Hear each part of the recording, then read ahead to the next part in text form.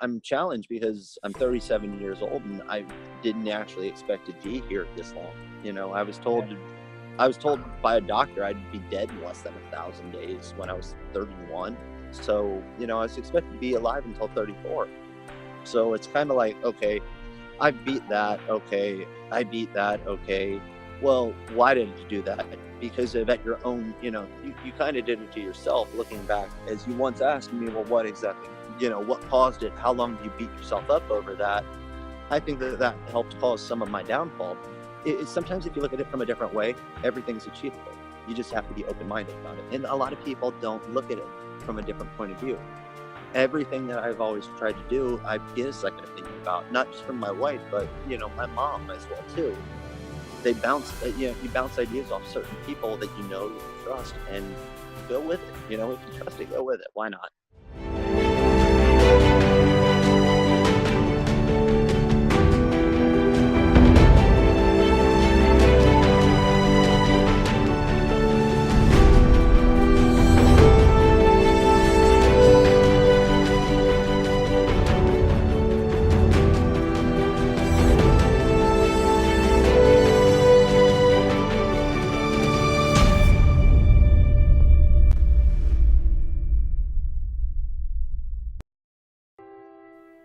Obesity is currently one of the biggest problems in the world, negatively affecting every aspect of our lives.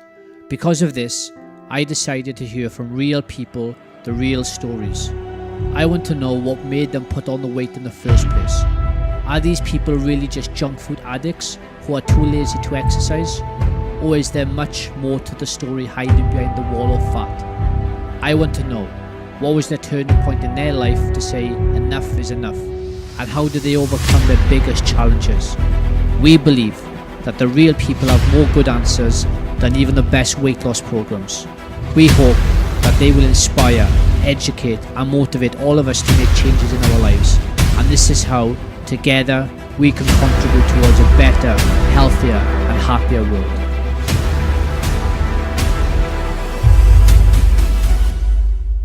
First thing, I'd just like to say thanks for taking the time to chat to me. I was very excited when I seen your transformation. I think it's extraordinary what you've achieved. And I just want to help you to get the word out there that anything's possible. You know, if you want to do something, you can. You've proved that with your journey.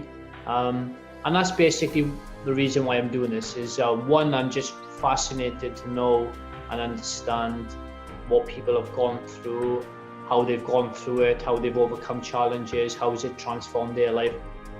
As a person, I'm just interested in that. So that's one of the reasons why. And the second reason why I'm doing this is because I'm sure you're aware this is that obesity is a massive problem in the world. I believe it's the biggest problem in the world because it's not just about being overweight, but it's all the underlying conditions that could have happened for you to become overweight, and then all the conditions when you're overweight, all the chronic diseases, you know, the loneliness, the difficulties in life, the day-to-day difficulties. So I think it is the biggest problem in the world personally. And I just want to get people's stories, and I'm sure there'll be people like you were out there listening that hopefully we can influence a few to to make a difference, to step up, change if they want to change, and just get the message out there that nobody really needs to suffer. You know, there's so much info out there and people like you that they can listen to and watch and learn from, that they can actually turn their life around. Sure. I'm living proof that it is possible. Small little things, and it's not difficult stuff. I stopped eating fast food and I started losing weight. I stopped drinking soda. I started to lose weight. One of my chickens is actually trying to talk to me. Sorry about that. No, it's fine. Yeah, they interrupt me. It's all about natural foods, stuff from the planet, what our body is made to digest. It's when you start adding that scientific man-made food with all the different chemicals in it that you can't pronounce is what is bad for you. That's what's making them obese. It has the hidden sugars.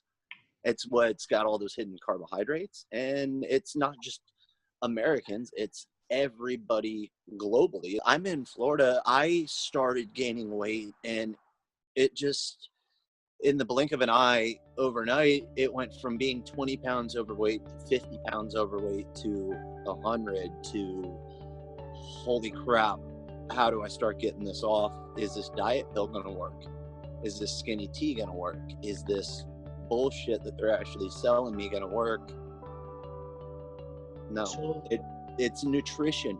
Yeah. Start with what you eat. If you buy it at the store and you're buying French fries, you're going to go home and eat French fries. If you're buying apples, if you're buying smarter food, grapes to snack on in the middle of the night, you're not going to start putting weight on. So you're not going to get obese, like you said. You're not going to get those asthma-related problems. The CPAP machine, which I used to have, I don't anymore.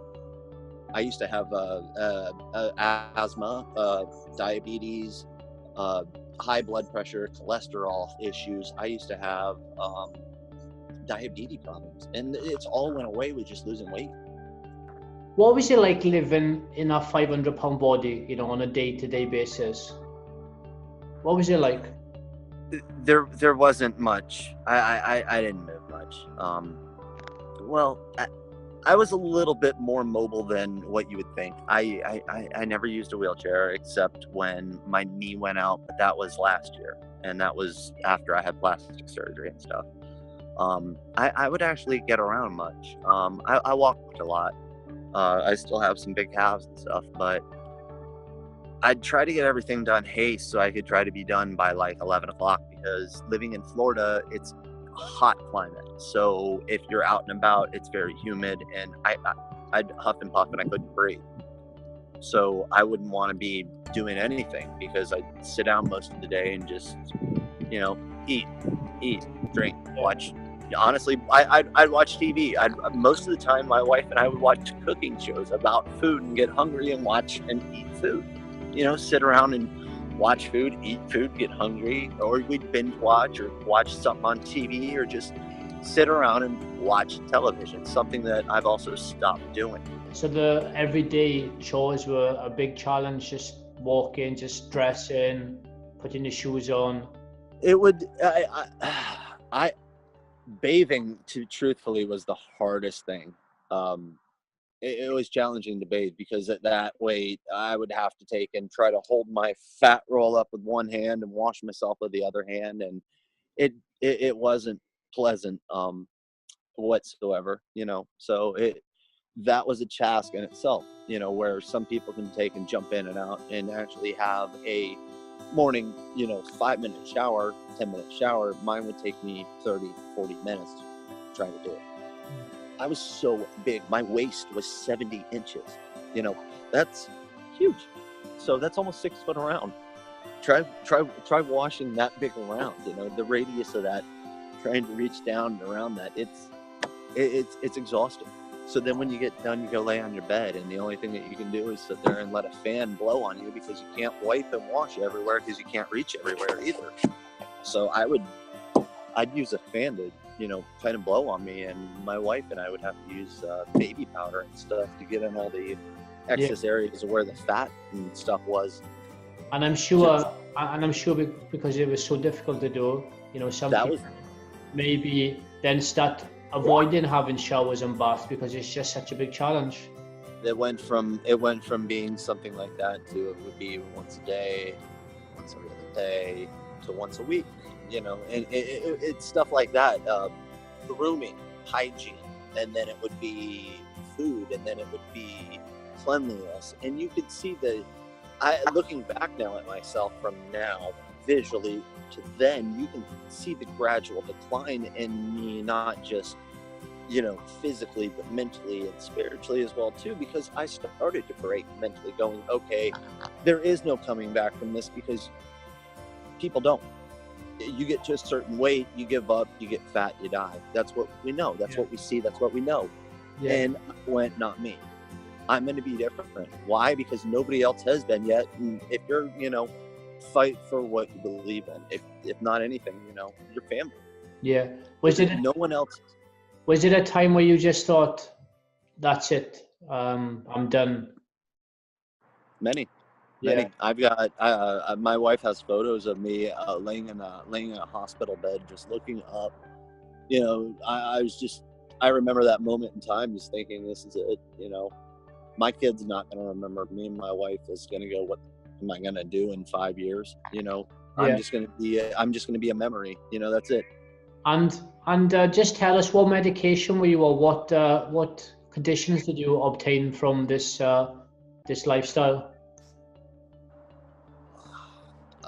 I had high blood pressure. I was on a medication for that. I don't remember most of them right now. So you had high blood pressure, you had diabetes, high cholesterol, sleep apnea. I had to use a mask and all that every night. Jesus, wow. Did you have depressions? I had depression has never honestly been diagnosed, but I know it's there. And you know, it's something that I've been trying to challenge myself to deal with, instead of going and getting a pill to take, because I just don't believe in that. I believe that if I want it, that's a solution, but I don't believe that that's the right solution. I think that I can find another one, and it's just out there, and I'm sure I can find it.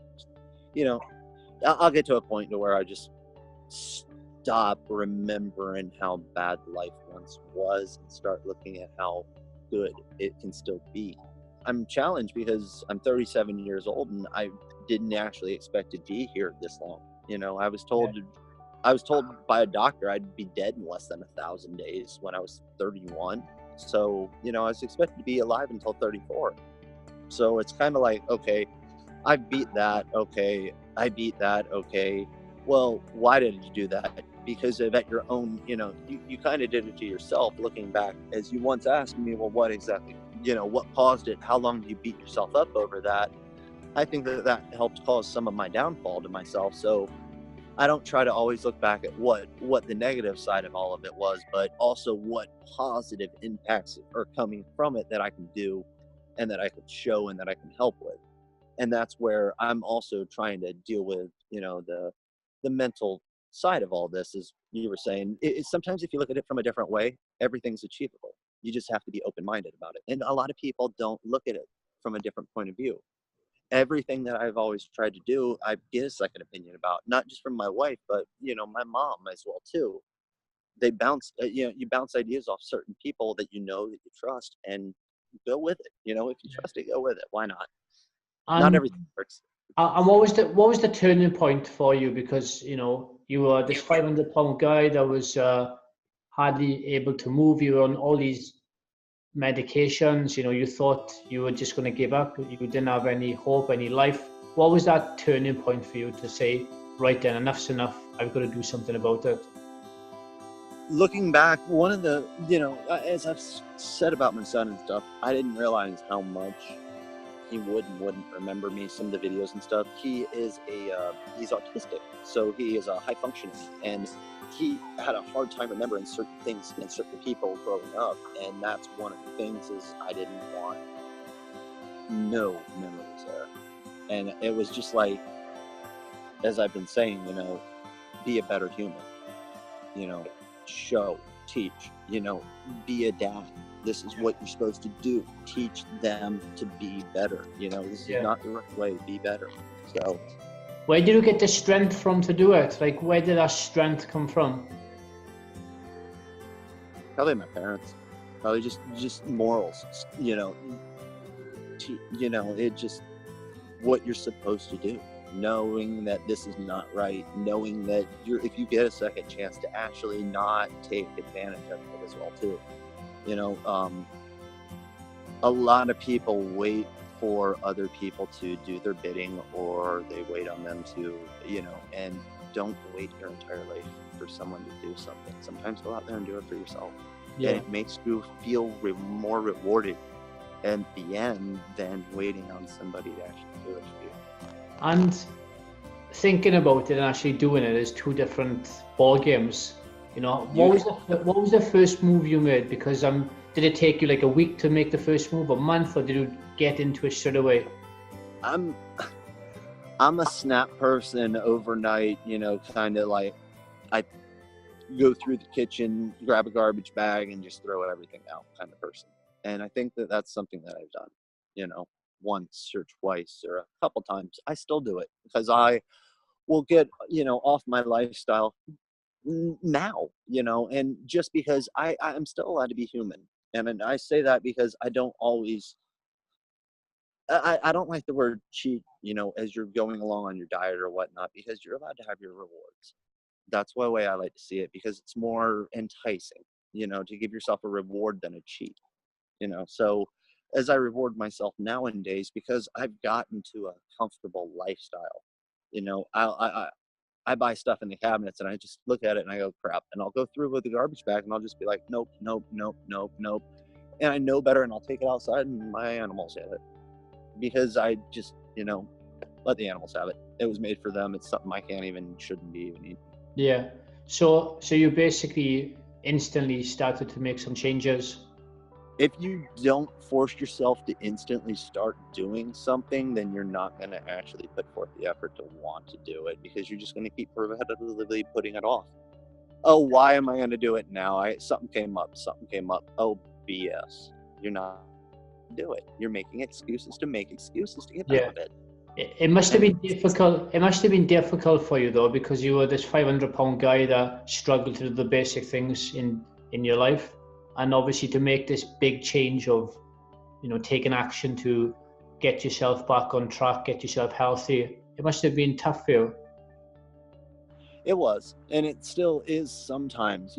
Although that this looks like this, these still see different things in the mirrors that most humans and most people don't realize goes on, because you can visually lose hundreds of pounds, but mentally losing it, sometimes what I see in the mirrors that most people don't and won't ever see, it's hard, and it's challenging still too. And I understand where a lot of people are like, oh, well, I don't want to have loose skin. Well, I didn't care, I was just so more focused on actually losing weight as a 500-pound guy.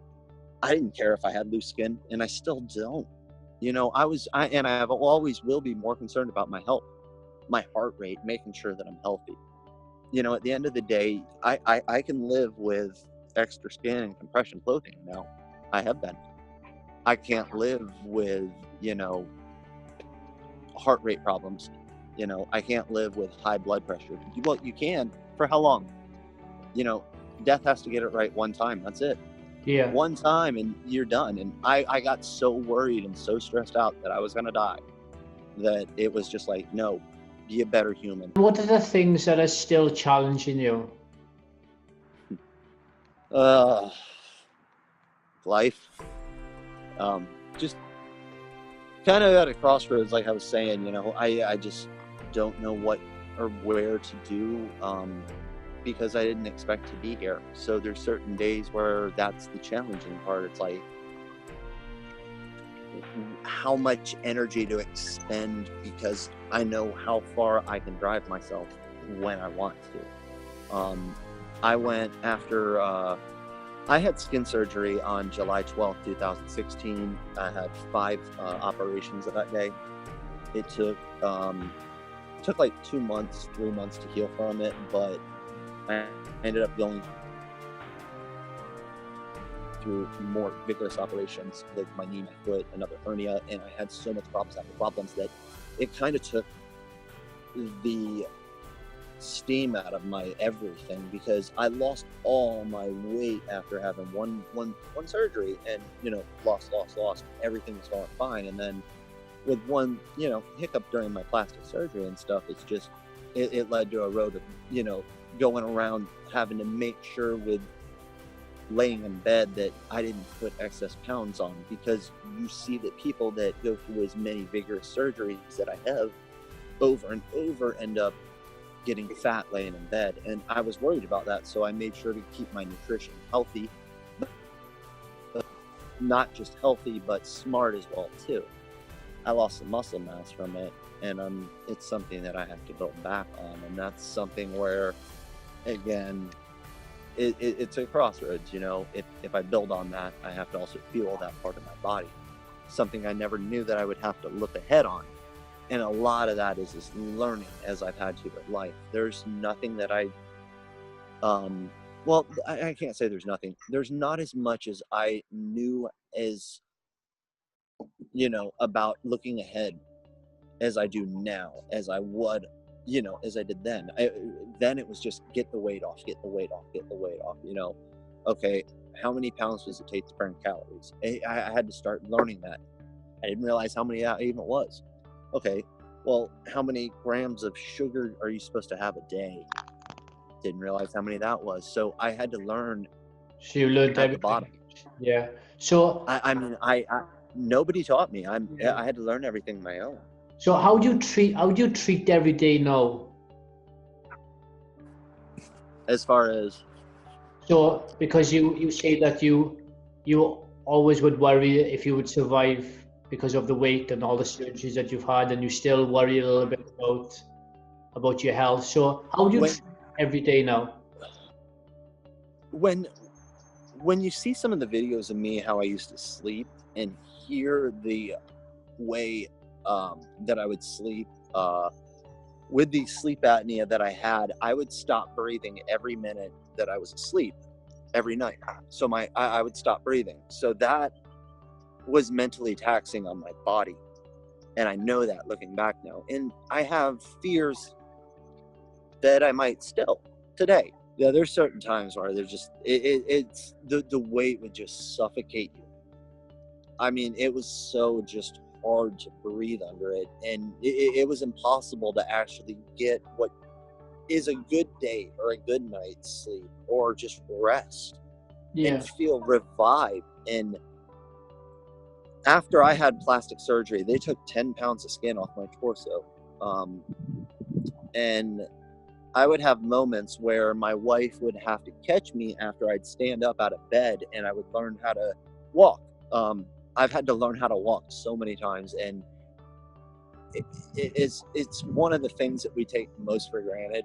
If you've ever learned how to walk, I've had to do it 3 or 4 times now, but after plastic surgery, I get up and I'd walk around. Because of that excess fat off my torso, I would black out instantaneously, and she'd have to catch me because I would just breathe, and without that there, I'd get more oxygen. I didn't realize how much oxygen deprived I was at 500 pounds because I couldn't breathe right. Just getting air into my lungs was not happening because all that excess weight was on there, keeping my body restricted. Yeah. There's just little things like. Go ahead. How do you feel about yourself going through all this journey, overcoming all these obstacles? You're an incredible guy. It's an incredible story. It's so inspiring of what you've achieved. How does that make you feel? Energy levels are definitely, yeah. How does it make you feel to overcome all this? I love reading, seeing, and hearing feedback from people on how they are inspired by it, how they stumble across me, just baffled upon my transformation and my transition from being as obese as I once was to looking how I am now. And it's there's some days that I just grin like this because I don't know what to say sometimes, and I just thank you. I mean, I love it. It's something that anybody can do as long as you get the right mindset, and it's easy. You just got to keep going at it little by little, little by little. It takes time, and you're in this for the long run. There's 3 things that you got to make sure that you always have, and it's food, water, and shelter. And as long as you got somewhere to eat, and you're drinking, and you're eating, and you're living somewhere, you're going to be eating and drinking for the rest of your life. Do it the best way possible. I've explained it as well too, as like a car. Our bodies are like that. If you put the wrong type of stuff in there, it's going to spit and sputter. And if you start putting the right stuff into your car, just like your body, you eat the right stuff, you get the right nutrition, it's going to run even better than what you think you might be doing now. And you'll get more energetic, and you'll be more eager to do things, more outgoing, more, okay, it doesn't hurt to do it. So you'll be like, okay, no big deal. Um, one of the things I've been telling my wife, it's like, hey, guess what I can do now? And she's like, what? And I'm like, a handstand. She's like, okay. I'm like, did you ever think that I could do a handstand? I mean, come on. It's not something that it's like, I was 500 pounds. Oh yeah, I can go do a handstand just because I can. It's little things like that. It's rewarding to go, why? Just because I can. That's also one of the benefits of this, is just because I can. I can have a life now. I couldn't before, and I never realized how suffocating it was being as big as I was and being as restricted to the things that I couldn't do because of what I can do now that I couldn't do before because I never could. I'd Yeah. never realized it until now. And Well, there's still things that I'm realizing that but it was like, oh, you know, what would your message be to everybody out there that's suffering with the similar condition position that you were in? just do what's best for you. Um, People call it the easy way out. Like I've said, it's not. I'm living proof. Do what's best for you. If you want to have surgery, have surgery. If you want to do it naturally, do it naturally. Both ways work. It's up here that helps. It's eating the proper nutrition for your body that helps. It's actually understanding the ins and whys of feeding your body as well too, of when and what it's doing, and understanding how your body reacts to it. Yeah. And that is in itself rewarding once you do it, because it gets simplistically easy as it goes along, because it just you can eyeball stuff, you can measure stuff, you get to where you just understand it easier because you re-engineer your life for that lifestyle. We're not always taught the correct way the first time. We might know it, but we're not necessarily sure that, but some of us are also arrogant, like myself, and I almost ate myself to death thinking that I knew that my nutrition needs were proper, which they weren't. Humbly so, I was completely wrong, and it almost killed me. Looking back now, I shouldn't have been eating that much. It was probably a lot of my own doing, and it hurts saying that, but it's also self-acceptance, knowing I'm not going to do that next time because I'll put the weight on that way. So if you're doing it to yourself, you're causing yourself your own self-harm. Do what's best for you. Don't eat the burger. Eat something healthier. Or if you are going to eat the burger, make it out of lettuce. I eat chicken lettuce wraps all the time. I don't eat cow. I don't eat pig. I don't believe in red meat at all. I've had pigs on my farm. I know what kind of animals they are. I don't want to eat that. I like turkey. I like fish. I like chicken. I like my clean white meat. It's healthier for you. It's leaner, less calories, more protein, easy to prepare. Lettuce wrap. You'll, over time, you'll lose weight. The next step is challenging. Living kind of where we are, we don't get out and about much. So my wife and I are trying to put a home gym together. We have a space that we're trying to get, certain things. I still have some leg problems from my knee surgery last year. And I'd like to build my leg up. I'd like to get to where I can run and jog. It's something that I really haven't been able to take advantage of since I got my tummy tuck. And before that, it was impossible to run with that much excess skin up there. Now I have enough compression on my legs, even though I still probably have 5 pounds of excess skin down there, that I can run with enough compression on there. But with the knee problems right now, I can't. So it's trying to get to where that is. And I'd like to put some body mass on my upper body, being that with all the stomach issues with the hernia and the tummy tuck and all that, like I said, it's hard to lift weights or lift iron or get buff, and understandably so. So you have to go about your whole mental aspect of how are you going to do everything differently and look at it long term, not just a 12-week diet, but a 3-year diet, so to speak. Be in it for the long term, and reward yourself along the way. Have certain goals that you want to hit, and that's my mindset. Yeah, I'd like to write a book. I think it would be really, really helpful. I think I have experienced enough life events that most people would never believe, and I've been through a lot, and my knowledge is extremely useful. I just no idea how to go about it, and it's something that I'm going to look into soon. I don't know when, but that's on the idea.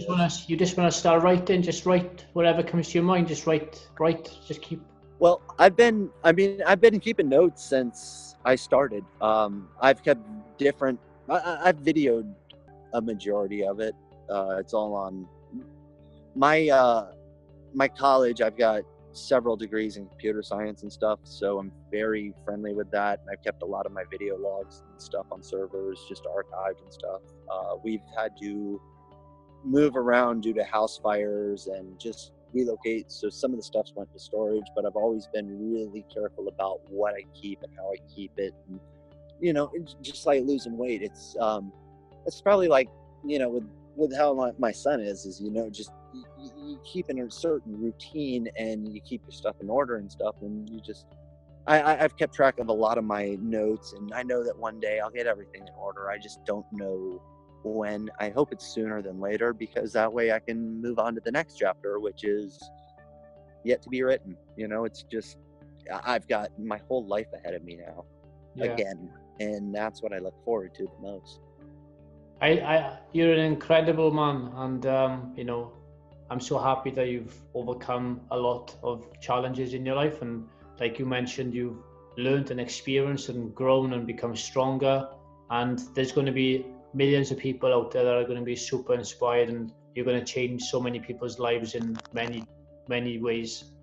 So it's been an absolute pleasure to chat to you today, and just hear your incredible journey. It's like unbelievable. It's like just hearing, and I could talk to you for another couple of hours and ask you some more questions. And when I'm in the US next, I will come and say hi if you're around.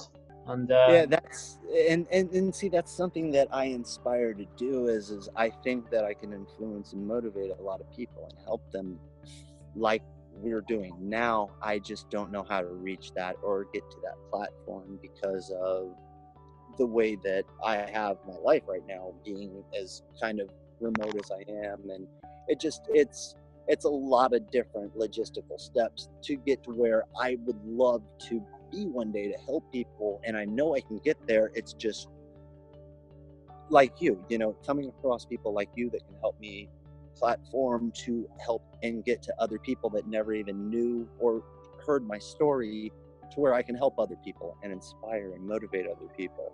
And that's what helps you, and that's what helped me, and it's what the world needs more of, is a little bit of happiness, happy stories. My wife has been with me now for 15 years. She's been by my side the whole way. I gained all my weight, she stayed with me. I lost all my weight, she stayed with me. It's happiness like that. At the end of the day,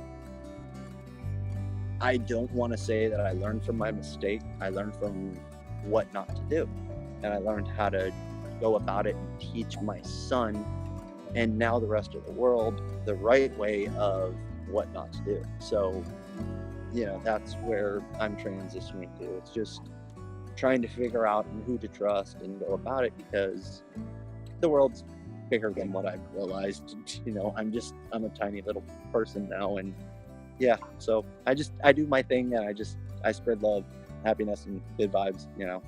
My story's cool, it's amazing, it's unique, and it's one to hear.